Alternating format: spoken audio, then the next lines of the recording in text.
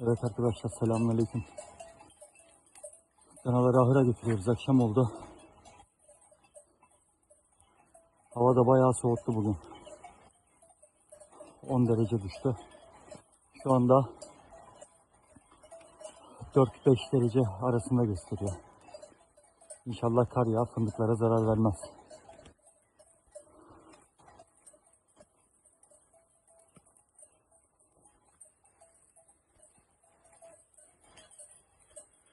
Bunlar seneye kurbanlık erkek danalar.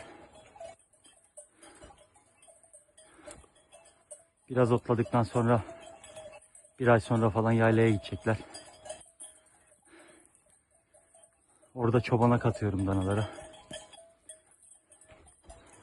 Bakalım kurbandan sonra 5-10 tane daha yaparsak ne hala. Yapamazsak can sağlığı. Buna da şükür deriz.